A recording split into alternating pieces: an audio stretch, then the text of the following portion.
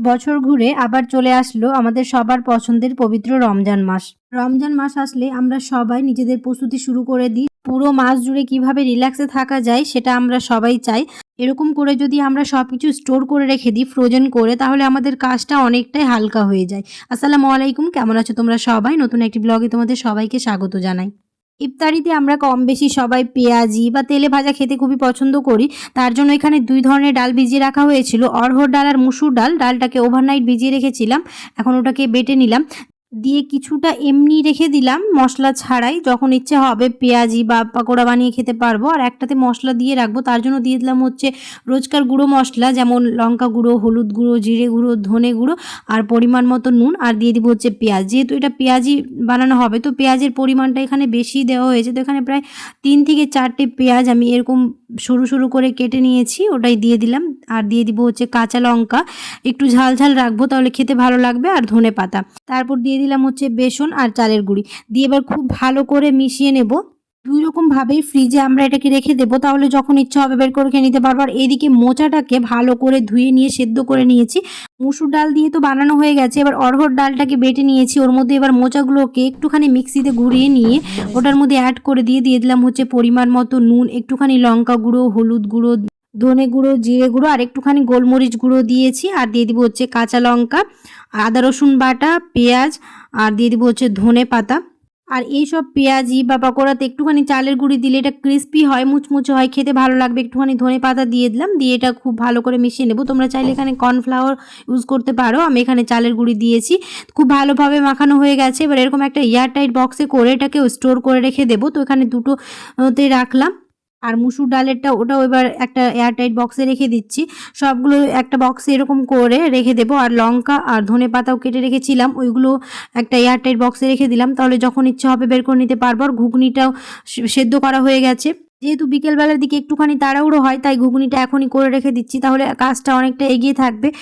আজ কিন্তু প্রথম রোজা, তার জন্য সকালবেলা দিক থেকে এসব করা হচ্ছে। আগে আর করা হয়ে ওঠেনি, কারণ বাড়িতে এতগুলো কাজ সময় হয়ে ওঠেনি। তোমরা সবাই তো আগে এসব করে নিয়েছো, কিন্তু আমাদের হাতে সময় ছিল না বলে প্রথম রোজার দিন সকালবেলা দিক থেকে এসব করে নিলাম, তাহলে বিকালবেলা একটুখানি কাজটা হালকা হবে। আর এসব করতে করতে প্রায় দুপুরের সময় হয়ে গেছিলো রান্নার। তো গল্প করতে করতে ঘুগনিটাও হয়ে গেল। একটুখানি গরম মশলার ধনে পাতা দিয়ে নামিয়ে নেব। সব কিছু আগে করার ইচ্ছে ছিল, কিন্তু হয়ে ওঠেনি কাজের জন্য। আর আজও কাজ অনেকটাই বাকি আছে, শেষ হয়নি এখনও, তার জন্য একটুখানি লেট হয়ে গেল। তো ভাবলাম আজ বানিয়েই নিই। আজ বানালাম, ৩-৪ দিন ওইগুলো হয়ে যাবে। আর এখানে ফলগুলো আনা হয়েছে তো গুছিয়ে দিই, কিছুক্ষণ পরে তাই টাইম হয়ে যাবে। আর আজ যেহেতু প্রথম দিন আর বাড়িতে অনেক কাজও ছিল, তার জন্য সময়টা একটুখানি পেরিয়ে গেল, বুঝতেই পারলাম না। তো এখানে সব কিছু বাজার করে আনা হয়েছে, তো এগুলো এখন সব গুছাবো।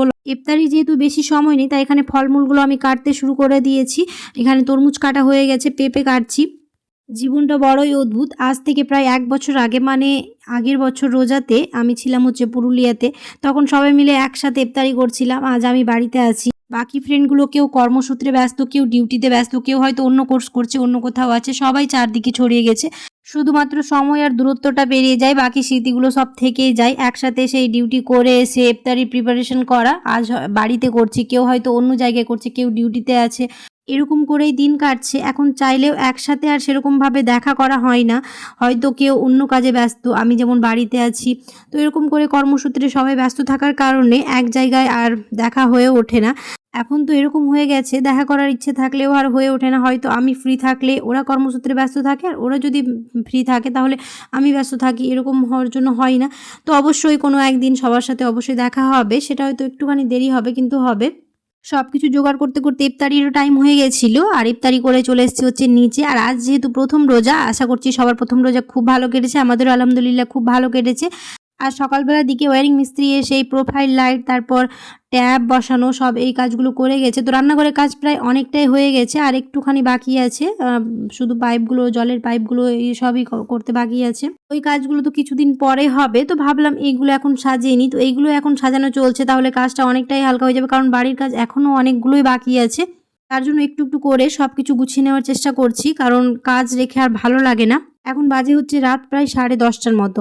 আর রান্নাঘর গুছাতে গুছাতে অনেকটাই সময় চলে গেল। আর এখানে আজ যত সব বেডশিট ছিল ওয়াশিং মেশিনে দেওয়া হয়েছিল, সবগুলোই কাচা হয়ে গেছে। তো এক জায়গায় রেখে দিয়েছিলাম, ভাবলাম দিনের বেলায় গুছিয়ে নেব, কিন্তু কাজের জন্য আর হয়ে ওঠেনি। তো ভাবলাম এখনই করে নিই, তাহলে একটা কাজ এগিয়ে থাকবে, পরের দিন আবার নতুন করে দিন শুরু হবে, নতুন ব্লগ শুরু হবে। তো রাতে এই কাজটা করে নিলে সকালবেলা অনেকটাই কাজ হালকা হয়ে যাবে। তো এখন এগুলোই গুছিয়ে নিচ্ছি, তারপরে ঘুমাতে যাব। এখন কাজের সময়গুলো একটুখানি অগোছালো হয়ে যাচ্ছে, যেহেতু বাড়িঘর সবই অগোছালো হয়ে আছে, সব কিছু টাইমের মধ্যে আনতে একটুখানি সময় লাগবে, কিন্তু খুব তাড়াতাড়ি সব কিছু ঠিক হয়ে যাবে। ওয়াশিং মেশিনে কাপড় কাচলে রোদে বেশিক্ষণ রাখতে হয় না, খুব তাড়াতাড়ি শুকিয়ে যায়। আর যেহেতু রোদটা তেজ ছিল, তার জন্য বেশিক্ষণ রোদে রাখিনি, কাপড়গুলো শুকিয়ে গিয়েছিলো। তখনই ভেবেছিলাম গুছিয়ে নেব, কিন্তু ওই জিনিসগুলো ফ্রোজেন করার জন্য আর তখন হয়ে ওঠেনি। আর এখন যদি না করতাম তো আবার সকালে এই কাজটা থেকে যেত, তাই ভাবলাম এই সব করেই তারপরে ঘুমাতে যাব, আবার সেহরিতে উঠতে হবে। তার জন্য এখানে আমি কাজগুলো এখনই করে নিচ্ছি।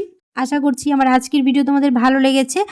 যদি ভালো লেগে থাকে তাহলে অবশ্যই একটা লাইক করে দিও, কমেন্টে জানাতে ভুলো না। আর যারা এখনও আমার চ্যানেলটিকে সাবস্ক্রাইব করোনি অবশ্যই সাবস্ক্রাইব করে দিও, আর পাশে থাকা বেল আইকনটাকে প্রেস করতে একদমই ভুলো না। আর ফ্রেন্ডস আর ফ্যামিলির সাথে বেশি বেশি করে ভিডিওটা শেয়ার করে দিও।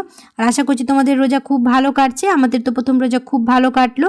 গল্প করতে করতে আমার বেডশিটগুলো গুছানো হয়ে গেল, এখন রেখে দিলাম। আর তোমরা লক্ষ্য করলে বুঝতে পারবে, যারা আমার আগে থেকে ভিডিও দেখছো, ওই ঘরে এই শোকেসটা ছিল, এটা আমি আমার ঘরে নিয়ে চলে এসেছি। আর আমার ঘরে যেটা ছিল ওটাকে ওই ঘরে ট্রান্সফার করে দিয়েছি।